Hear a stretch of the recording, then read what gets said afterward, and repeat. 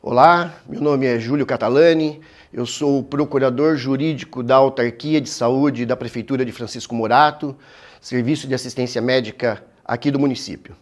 Fui convidado para participar deste evento da Conferência Municipal de Saúde e apresentar alguns pontos para vocês a respeito de como funciona a política nacional de proteção à saúde do trabalhador e da trabalhadora, né? Se nós pegarmos num contexto histórico, desde 1824, quando foi promulgada a primeira Constituição no Brasil, então nós estamos falando de aproximadamente 200 anos desde então. A Constituição de 1824, ela não previu nenhum direito do trabalho, direito trabalhista, nem de proteção aos trabalhadores e às trabalhadoras. O fato marcante dessa Constituição é de que, quando foi promulgada, ela estabeleceu a possibilidade da impetração de habeas corpus em favor das pessoas que se sentiam lesadas. E surge então um grande ativista chamado Luiz Gama nessa época, que começou a impetrar habeas corpus em favor dos escravos que ainda eram mantidos nessa Constituição, quando eles eram vítimas de violência de maus tratos. Somente em 2018 ele foi reconhecido como um patrono da abolição e teve o reconhecimento da Ordem dos Advogados do Brasil e se tornou advogado, mesmo sem ter cursado um nível superior. Nós passamos então ao longo do tempo pela Constituição de 1891, 1934, um marco importante. É nessa Constituição que são estabelecidos direitos dos trabalhadores e das trabalhadoras. A gente pode destacar aqui alguns deles: o repouso semanal remunerado, o adicional de periculosidade e insalubridade. Nós temos também a equiparação salarial entre os trabalhadores para que façam a mesma função e na mesma carga horária. E um marco mais importante aqui como incentivo para as mulheres, a partir da Constituição de 1934, permitiu-se que as mulheres casadas voltassem ao mercado de trabalho. E como medida de proteção à saúde, foi implantado nessa mesma Constituição a possibilidade das mulheres que fossem mães trabalhando terem direito ao auxílio maternidade. A partir de 1934, nós passamos por um período muito difícil no Brasil, que é o período ditatorial, e chegamos, enfim, na Constituição de 1988, a Constituição Cidadã. Essa Constituição veio sólida e trouxe muitos artigos e proteção aos direitos dos trabalhadores e das trabalhadoras. O artigo 7º desta Constituição estabelece, na sua grande maioria, com cláusulas que possibilitam até a sua cláusulas pétreas que não podem ser revistas, e estabelece todos os direitos então elencados. A partir daí, então, o Ministério da Saúde estabelece a Portaria 1823, que trouxe uma política voltada especificamente para a saúde e proteção dos trabalhadores e das trabalhadoras. Muito se fez desde 88 para cá. Medidas provisórias, políticas sindicais que foram muito importantes para as conquistas, as categorias de classe que também trabalharam muito para que pudessem chegar até hoje, e principalmente a Justiça do Trabalho, que faz interpretações sobre o direito existente, sobre a atividade executada pelos trabalhadores e pelas trabalhadoras, e cria então jurisprudências que são utilizadas para a garantia deste direito. A partir daí, então, você estabelece que as medidas que foram tomadas ao longo do tempo serviam como uma regra específica para que as coisas acontecessem na sua forma natural. Porém, em 2020, a gente se depara com uma pandemia mundial que trouxe um cenário totalmente diferente para o mundo. E aí, então, os trabalhadores e as trabalhadoras têm que se reinventar. Outras medidas são postas, outras formas de trabalho são implantadas. Estabeleceu-se num período inicial o home office, as pessoas passaram então a trabalhar de suas casas, não tinha mais o contato com os amigos, não tinha mais a questão de sair da sua casa para ir até o trabalho, e aí passaram então a acumular o trabalho da rotina diária com os trabalhos da sua casa de uma forma conjunta. Por conta disso, numa recente pesquisa elaborada pelo canal G1, identificou-se junto ao Ministério da Previdência que somente no ano de 2024 houveram no Brasil 472 mil afastamentos por problemas de saúde mental de trabalhadoras e trabalhadores. Neste gráfico é muito claro da gente especificar o diagnóstico vem de 2014. Se vocês fizerem uma análise em 2020, que foi o ápice da pandemia, 91 mil pessoas se afastaram por esse motivo. E de lá para cá, o índice veio subindo, chegando num valor muito alto, de aumento de 68% em relação a 2023, de 472 mil pessoas. Se nós pegarmos aqui, então, e dizer quais foram as causas desses afastamentos, a gente tem a ansiedade como fator preponderante, 141 pessoas se afastaram, e aí vem sucessivamente os demais. Se vocês verem aqui, não vai ter uma causa que também é bastante grande, que é o burnout, a síndrome de burnout, porque ela é de difícil identificação. E quando não há identificação, possivelmente tenha caído dentro de ansiedade ou depressão, que são efeitos muito parecidos com essa doença. Pode passar, Stephanie, por favor. Dentro desse estudo também identificamos de que a grande maioria das pessoas afastadas são as mulheres, num patamar de 64% desses 472 mil. Elas estão numa idade média de 41 anos. O transtorno mais comum é a ansiedade. Isso demonstra que as cicatrizes da pandemia ainda vigoram no país. A forma como as mulheres são inseridas no mercado do trabalho hoje, mais as atividades que elas têm em relação à sua vida particular, é que demonstram esse aumento muito grande em relação aos afastamentos.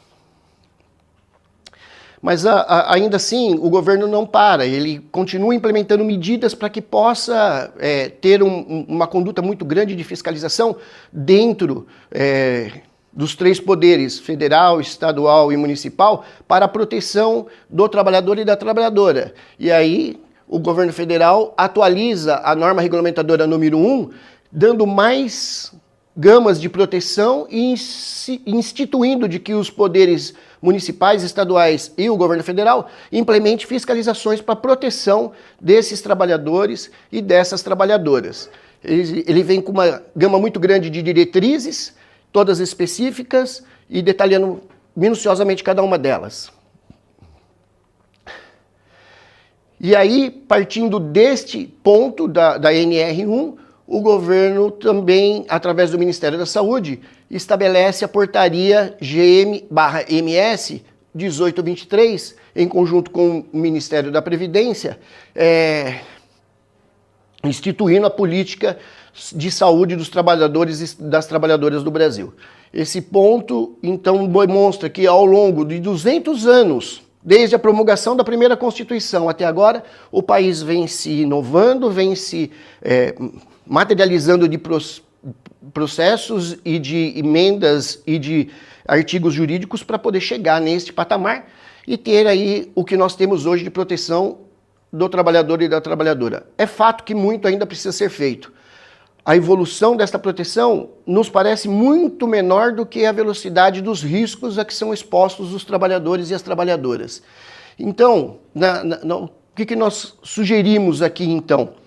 É de que o governo federal e o governo estadual pudessem, enfim, ter um olhar mais próximo dos municípios, que têm um contato muito maior com a classe trabalhadora, com as empresas, com as rotinas. Então, se houvesse uma redistribuição de projetos e renda para os municípios, eu não tenho dúvida nenhuma de que a execução desta proteção aos trabalhadores e trabalhadoras seria muito mais eficaz e rápido, porque nós estaríamos no território onde é prestado o serviço.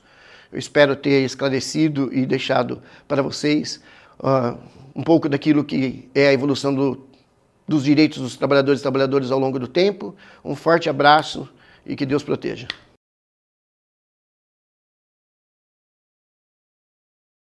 Meu nome é Leila, sou psicóloga, atualmente estou trabalhando no CAPES Álcool e Drogas, mas também já trabalhei por volta de 12 a 13 anos no Centro de Referência em Saúde do Trabalhador, que é o Sereste, aqui de Franco da Rocha, e vim falar um pouquinho para vocês das novas relações de trabalho e a saúde do trabalhador e da trabalhadora. Bom, a gente vai falar um pouquinho dessa globalização e dessa tecnologia que tem impulsionado as relações de trabalho, ou seja, as relações que vão mudando ao longo do tempo, né? E essas mudanças, elas são significativas no nosso ambiente de trabalho e na nossa saúde principalmente, tanto física quanto mental. Então é importante a gente pensar nesses assuntos e ficar atentos a eles, para essas transformações. Eu vou trazer para vocês alguns exemplos, mas a gente pode pensar em outros mais, né? Vamos falar de gestão, né? A gente vem vivenciando ali ao longo dos anos novas formas de gerir o trabalho, né? Mas muitos adoecimentos acabam acontecendo por pressão por resultados, essa cultura de a gente estar sempre presente, essas novas tecnologias fazem a gente estar trabalhando mesmo fora do horário de trabalho, realização por metas, né? Metas às vezes inatingíveis, e essas gestões, se elas não forem bem estruturadas, podem trazer aí um adoecimento. Também a gente traz como exemplo a inteligência artificial, que é algo que parece novo, mas já vem sendo introduzido na nossa atividade laboral, mesmo que a gente não tenha percebido, mas ela está aí, a automação do nosso trabalho, né? Ou seja, muitas tarefas estão aos poucos sendo substituídas por máquinas, e isso acaba gerando desemprego, gerando ansiedade, né? Se ela for bem gerida, em contrapartida, ela pode até direcionar os trabalhadores para atividades mais estratégicas, mas nem sempre é isso que acaba acontecendo, tá? Outro exemplo que eu acho importante trazer também são os trabalhos por aplicativos, né?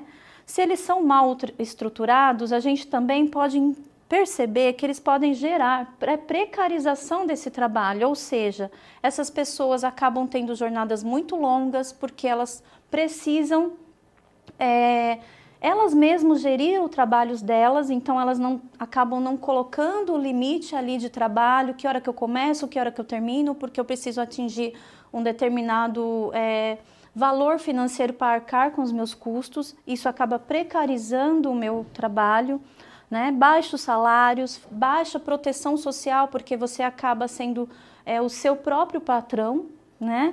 Então essa proteção social acaba sendo baixa.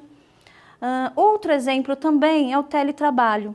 Ao mesmo tempo que ele pode trazer uma flexibilidade, esse teletrabalho vai trazer também o desafio do isolamento, né? Você está ali com a telemedicina, com o teletrabalho, mas assim as pessoas estão cada vez mais isoladas, então a gente tem que colocar em pauta a questão do convívio social, que é necessário, que é importante, né? E muitas pessoas ainda têm dificuldades, a gente vem aí numa situação pós-pandêmica, né? De separar ali a vida pessoal da vida profissional. A gente passou por um período em que necessitou um isolamento, hoje a gente fica com a dificuldade de se habituar a essa nova socialização, né? E a gente acaba intensificando esse trabalho por estar ali, dentro de casa, home office, a gente intensifica e acaba, se não bem gerido, né, isso pode trazer esse impacto para a nossa saúde física, mental, a saúde familiar, a saúde social. Esses são alguns exemplos, a gente pode, né, trazer mais, mas queria pontuar alguns exemplos desses aí. Queria falar principalmente que agora a gente traz, né, através dessas novas relações de trabalho, riscos psicossociais, que esse ano vem sendo o ano que está sendo falado muito disso, né? Porque a nova norma regulamentadora está colocando para as empresas a importância de se tratar esses riscos psicossociais.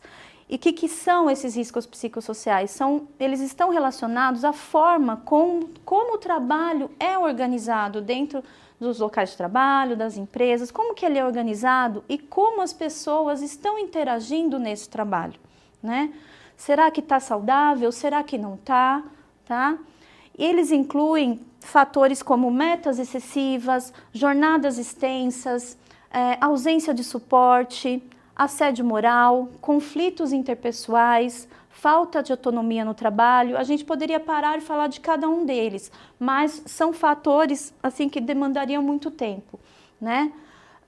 Por exemplo, metas excessivas a gente vai trazendo aí coisas que assim, a gente tem uma determinada jornada de trabalho e a gente tem que estar ali atingindo o tempo todo, isso pressiona o trabalhador, né? Se está dentro do limite dele, tudo bem, mas está fora do limite dele, ele, a longo prazo ou até médio prazo, esse trabalhador vai acabar adoecendo, né? E se a empresa não tem esse olhar, não dá o suporte para esse trabalhador para gerir, né, essa conquista dessas metas, esse trabalhador também pode sofrer assédio moral porque está tentando suprir uma necessidade da empresa, não uma necessidade dele, né? Isso pode gerar conflitos e esse trabalhador vai perdendo aos poucos a autonomia no seu trabalho. Assim, são alguns exemplos, mas a gente também pode trabalhar outros mais. Os riscos psicossociais, eles são tão importantes quanto os riscos químicos, os riscos biológicos, os riscos físicos, que são tão falados ao longo dos anos, tá?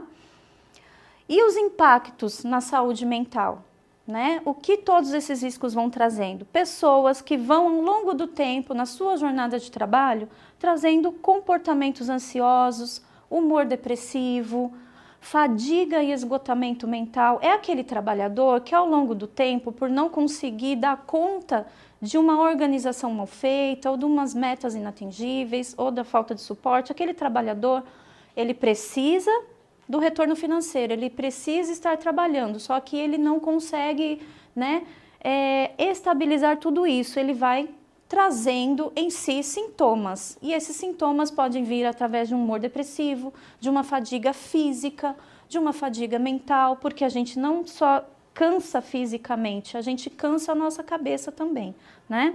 Mesmo aqueles trabalhos em que você está sentado na frente do computador, você está demandando energia o tempo todo, você está demandando atenção para aquilo que você está fazendo. E se isso está aquém do que você consegue, isso vai trazer uma fadiga mental muito grande, né? Ao longo do tempo, isso vai te deixar o quê? Desmotivado para aquilo que você faz. E a gente precisa entender que não é que as pessoas não gostem daquilo que elas façam, mas talvez a organização do trabalho que não está bem gerida faça ele cansar com maior rapidez, né? E ele acaba desmotivado para aquilo que ele está fazendo. Não necessariamente que ele não goste daquilo que ele está fazendo, mas as condições que não são adequadas para que seja algo saudável, tá? Muitos dos adoecimentos, né, a gente que trabalha com saúde mental, a gente acaba recebendo muitos pacientes adoecidos. E eu sempre costumo perguntar a forma como esses pacientes trabalham, né, a intensidade, carga horária, como que é organizado esse trabalho, porque às vezes eles vêm com esses adoecimentos e a gente pensa, não, é porque está com uma briga na família, é porque está com uma situação social na comunidade, e às vezes as pessoas esquecem de perguntar como que essa pessoa funciona dentro do trabalho dela. Esse adoecimento pode sim estar vindo da forma como ele trabalha, né, das condições que ele está trabalhando. Então eu coloquei alguns tipos de adoecimentos, mas também existem mais outros, né, que é a depressão, a ansiedade, síndrome do pânico, transtorno de estresse pós-traumático, entre outros, né? Ah, você está falando síndrome do pânico, estresse pós-traumático, transtornos tão graves? Sim, pode acontecer, porque esse paciente, essa pessoa, né, esse trabalhador, no intuito de permanecer nesse emprego, né, de gerir ali a tua forma de trabalhar, e ele não está provido de boas condições, ele vai lutando, ele vai lutando, ele vai lutando, só que fisicamente, mentalmente, o corpo dele não está preparado para aquilo. E ele pode sim adoecer de forma grave, né? Não queremos que chegue a isso, mas infelizmente, a gente hoje está percebendo, podemos ver pelas estatísticas, muitas pessoas se afastando do trabalho por adoecimento mental, tá? Deixa eu passar. A gente também traz os impactos na saúde física, né? Quando a gente fala de isolamento, quando a gente fala de trabalho home office, por exemplo, um exemplo mais claro, a pessoa está muito tempo sentada, a pessoa está sem envolvimento social, sem atividade física, a gente vai para o sedentarismo, para má postura, para riscos ergonômicos, ou seja, se essa pessoa não estiver gerindo bem, né, essa carga horária, ela vai adoecer fisicamente também, porque ela acaba sendo o seu patrão e gerindo a forma a horário do jeito que ela pode. E nem sempre é a melhor coisa a se fazer, tá? Falamos também dos impactos na saúde social, que é super importante, né? Um ser humano não é um ser sozinho, ele não é uma ilha, ele precisa socializar, isso é saudável, isso é necessário, né?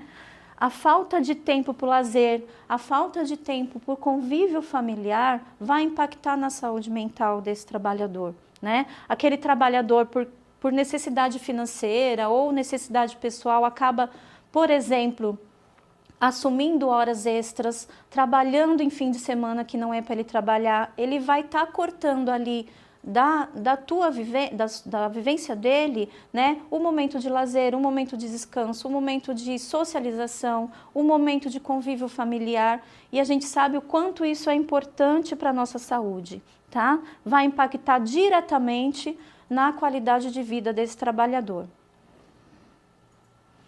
E finalizando, colocar a importância da gente discutir, né, quanto esses aspectos psicossociais são importantes ser trabalhados e ser discutidos, né, pela população, para que as pessoas cada vez mais tragam isso à tona do quanto o adoecimento mental está impactando na saúde desses trabalhadores, quantas pessoas estão deixando de trabalhar de uma forma saudável, de uma forma que priorize o seu bem-estar. Fica aqui o meu obrigado.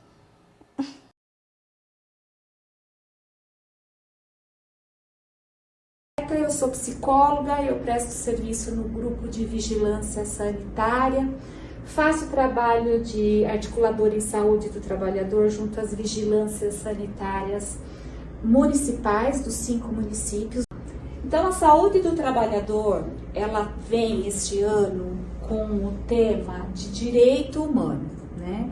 E é um tema que ele é garantido pela Constituição, ele é um valor fundamental jurídico, então não é uma novidade, não é nenhum assunto de descoberta recente, então ele já está pautado na lei desde a nossa Constituição de 98. E é uma necessidade básica, como tantas outras que a gente tem, mas é difícil a gente ter a consciência que o trabalho ele é uma necessidade básica, que a saúde relacionada ao trabalho é um direito, tá? Então vamos lá. Então, como nós, população, né, podemos participar no controle social da nossa saúde? Então a gente vai começar a fazer uma reflexão que quem é essa população, quem é esse trabalhador, tá? Então, legislação não falta. E aqui eu mencionei algumas legislações, não para a gente ficar preocupada com o número da lei, mas, ou seja, é um assunto pautado em lei já há muito tempo, né? E eu acho legal isso daqui, né? O nosso princípio de soberania popular, que define que o poder emana do povo. Ele já dá um poder para o povo, ele já dá uma voz crítica, participativa, construtiva e de decisão dentro do nosso governo, tá? Vamos lá. Então, falar da lei é fácil. Agora, como fazer essa lei se tornar realmente executada? Como se executar essa lei? Não tem como falar em controle social, em saúde do trabalhador, se a gente não pensar quem é, de quem que a gente está falando, tá? Quem que é esse ator? Então, falar em saúde do trabalhador é falar de nós, tá? Do modo que nós vivemos, do modo que nós estamos inseridos na sociedade, dessa relação de produção, não é uma relação salarial, né? É uma relação de saúde, de produção, é falar da gente. Então, quem é o trabalhador? Seja ele formal, seja ele informal, é aquele que traz uma produção. Infelizmente, a dona de casa ainda não é considerada trabalhadora, né? Mas a gente pode entender numa visão também mais global que aquilo que ela produz dentro da residência dela também traz algumas sequências para a sua saúde. Aí, primeira coisa de como fazer essa lei funcionar, essa lei vir a ser executada, é nos reconhecermos enquanto trabalhadores, tá? Então, eu faço parte deste processo. Através de participação dos conselhos, conferências, da comunidade, da educação popular. Por isso que eu fico muito feliz de estar, de uma forma muito pequena, conversar um pouquinho sobre isso. Porque a população, muitas vezes, ela não tem nem conhecimento do seu poder. A população é crítica, mas ela é tímida também. É uma população que muitas vezes vem e fala para os nossos colegas de saúde: nossa, eu tô com dor, né? Mas tudo bem, essa dor é normal porque ontem eu trabalhei o dia inteiro em pé, né? Essa normalidade que envolve a produção, o trabalho e a saúde, que a gente precisa quebrar, né? Que a gente tem que começar a ouvir essa queixa de uma forma mais atenta. Então, são reflexões que eu penso, como fazer a lei que já existe ser executada. Então, reconhecimento que todos nós somos trabalhadores, uma alternativa. Participação dos ambientes formais, tá? Então, a gente tem lugar para debater, tem lugar para ouvir, tem lugar para falar e tem os lugares formais que vão encaminhar as demandas para as decisões no poder, no governo, tá? A vigilância em saúde do trabalhador, eu gosto muito da palavra vigilância e me vem a ideia do sentinela, do vigiar, né? O que é a vigilância de saúde do trabalhador? É sempre você estar atento, com uma atenção naquela cadeia produtiva daquele trabalhador, onde ele está inserido, quem que é ele, tá? O que ele faz? Porque muitas vezes, quando você vai preencher uma ficha, algum profissional lhe pergunta: qual é a sua profissão? Aí você responde, né?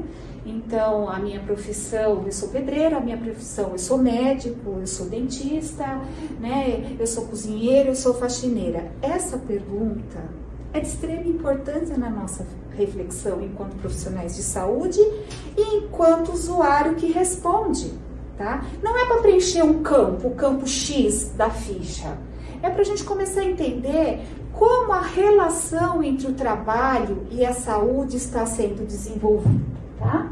E a busca ativa de casos de doenças relacionadas ao trabalho. Essa é uma mão dupla, tá? Tanto os profissionais de saúde que ouvem a queixa, como o despertar de nós, população. Olha, eu tenho muita dor de cabeça, mas no local que eu trabalho, tem sempre um barulho recorrente, um barulho alto. Ou, olha, eu tenho uma postura, aquela cadeira tá ruim. Então, tentar se conhecer, tentar se reconhecer enquanto eu participo de uma produção, mas essa produção não tem que ser em troca apenas do dinheiro. Dá uma impressão que assim, ó, é a saúde e o salário. E essa troca não é assim que funciona. Nós não temos que vender a nossa saúde, por mais que seja necessário a gente trabalhar para um reconhecimento financeiro, tá?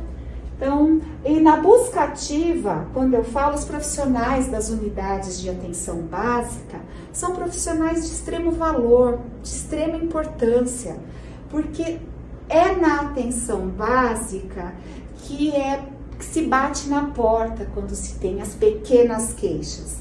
Nas pequenas queixas a gente tem grandes diagnósticos, tá? Então a atenção básica, eu acho que ela é a pérola da saúde do trabalhador.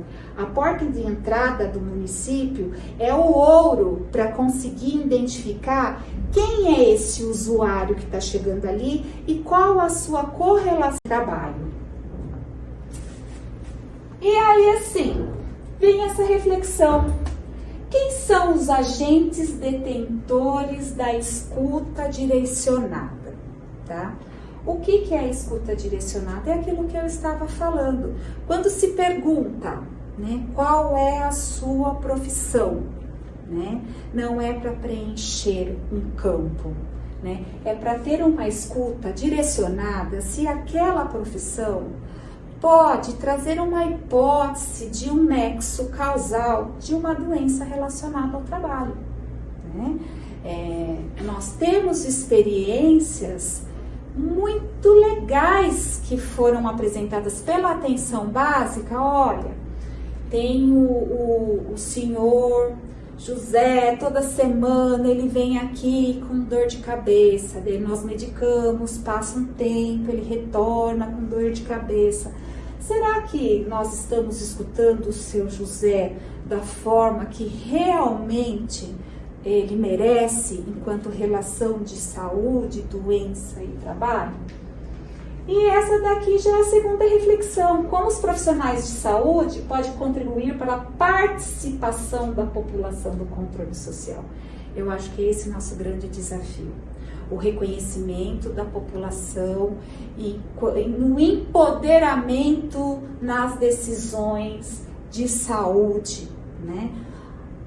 Nós temos uma cultura em que aquele que procura, né, ele está sempre no andar superior do que aquele que oferece o tratamento, né? Então, às vezes a gente passa, olha, mas o doutor falou. Mas você chegou a falar para o doutor onde você trabalha, o que acontece lá, qual é a tua postura, se você tem tempo de descanso, se não tem, o que você almoça, né? Fica sentado, fica em pé. É isso, a gente se reconhecer que eu tenho esse poder e eu posso manifestar de forma crítica. É quebrar a vergonha, é quebrar a timidez, né? É quebrar assim, mas eu não falei nada pro médico porque ele não perguntou, eu não falei nada pra enfermeira porque ela não perguntou, eu não falei nada pro atendente porque ele não perguntou, né? Saúde, atendimento de saúde, ele vai desde a porta de entrada de uma unidade de atenção, desde aquele colega que está lá trabalhando como o segurança, né, até a retirada do medicamento ou acompanhamento em sua casa, nos lugares que tem a saúde da família.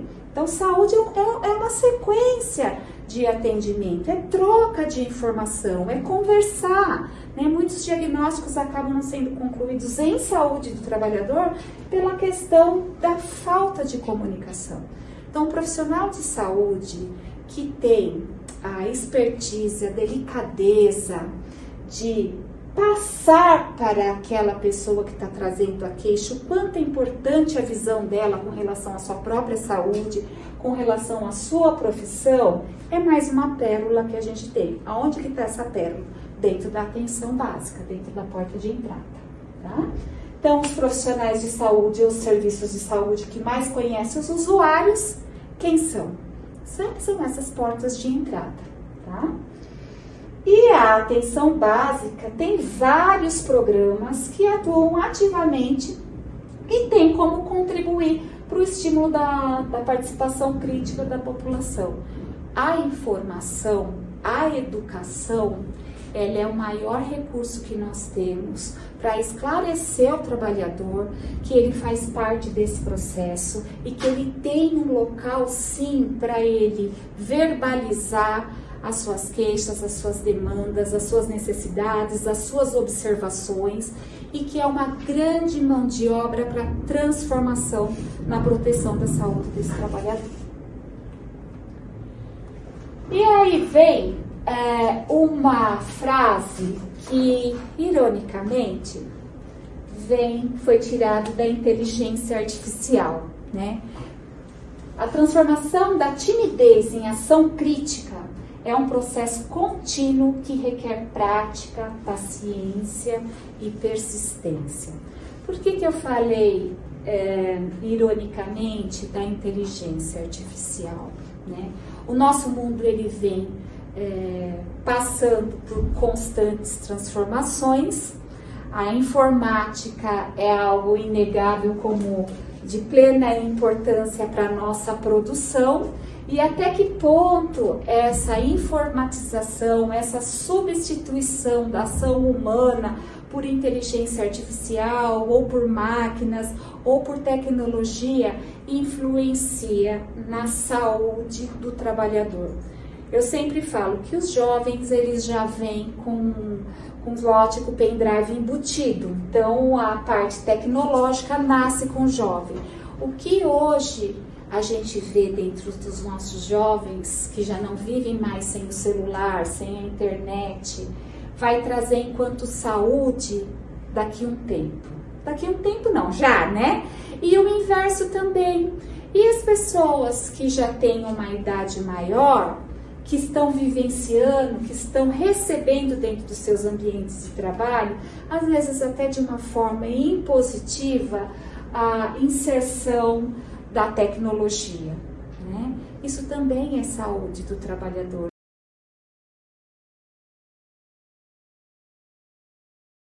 Boa tarde. Como médico do trabalho de Francisco Morato, eu gostaria de passar algumas informações aos trabalhadores em relação aos adicionais que o funcionário pode ter direito a receber, que são compensações financeiras de acordo com a atividade que ele desenvolve. Primeiro, eu vou falar do adicional de periculosidade, que é um risco à vida enquanto o trabalhador desempenha o seu trabalho. É um adicional que é pago aos funcionários que a função oferece um risco à vida, um risco imediato à vida. Como, por exemplo, um trabalhador que mexe com alta tensão, um trabalhador que mexe com altura, um policial, um guarda civil, que está colocando a vida dele em risco em questão de segundos, de minutos. Esse adicional ele é pago 30% sobre o salário base desse trabalhador, do salário dele, e esse não dá direito a ele a uma aposentadoria especial. O adicional de insalubridade, ele é um adicional pago por danos à saúde. É um dano que acontece ao longo dos tempos. É um problema que o trabalhador pode desenvolver a médio e longo prazo. E essa compensação financeira é paga em função disso. Ela pode ser de graus leve, médio ou grave. Dependendo do grau, é pago uma porcentagem do salário mínimo. E em relação à atividade insalubre, como o próprio nome diz, insalubre, não saudável, o funcionário tem direito também a uma compensação financeira por conta dessa atividade executada em locais não saudáveis, como o próprio nome diz. O adicional de insalubridade ele é pago por um dano à saúde, diferentemente do adicional de periculosidade, que é um risco à vida, que é uma coisa imediata. O adicional de insalubridade ele é pago por problemas que o funcionário pode vir a desenvolver a médio e longo prazo. Essas atividades insalubres elas podem ser classificadas em 3 grandes grupos, que são os riscos físicos, biológicos e químicos. A atividade insalubre ela tem 3 classificações. Você pode exercer uma atividade insalubre com um risco leve, com um risco médio e um risco máximo. O risco médio ele confere uma compensação financeira de 10% do salário mínimo ao funcionário, enquanto o risco médio 20% e o risco máximo de 40% do salário mínimo, diferente do adicional de periculosidade que é calculado em função do salário base que a pessoa recebe, não tendo nada a ver com o salário mínimo. O funcionário ele deve requerer o benefício. Então ele vai mostrar para a empresa que ele tem direito ao benefício, porque o ambiente de trabalho dele, seja insalubre ou de alta periculosidade, ele tem que mostrar que ele tem direito a receber esse benefício. A empresa não concordando com a opinião do funcionário, o funcionário tem o direito de solicitar uma perícia in loco no ambiente de trabalho dele. Na maior parte dos casos, é muito fácil para a empresa identificar se existe uma periculosidade no trabalho que o funcionário desenvolve, ou se o trabalho ele tem algum grau de insalubridade. Mas podem ocorrer divergências entre a opinião do funcionário e a opinião da prefeitura, ou das empresas, no caso. O funcionário, então, ele tem o direito de solicitar uma perícia in loco, que é determinada pelo juiz para comprovar se há ou não insalubridade no seu ambiente de trabalho. Muitas das profissões já têm o reconhecimento do Ministério do Trabalho sobre a periculosidade e sobre a insalubridade. Não há nenhuma necessidade da realização de perícia ou não há contestação da empresa sobre a concessão do benefício. Em outros casos, há necessidade da realização de perícia, quando há divergência entre a opinião do funcionário e do médico do trabalho. Após a realização da perícia, vai ser determinado o pagamento de algum adicional ou não. Uma questão que leva à divergência entre a opinião do funcionário e da empresa ou do poder público é a questão da frequência com que o funcionário é exposto. Muitas vezes o funcionário ele desenvolve alguma atividade insalubre, reconhecidamente insalubre, 1 vez por semana, 2 vezes por semana. Nesses casos ele não tem direito, a lei não prevê o pagamento e na grande maior parte dos casos a perícia vendo essa sazonalidade da atividade insalubre dele não reconhece o pagamento ao adicional.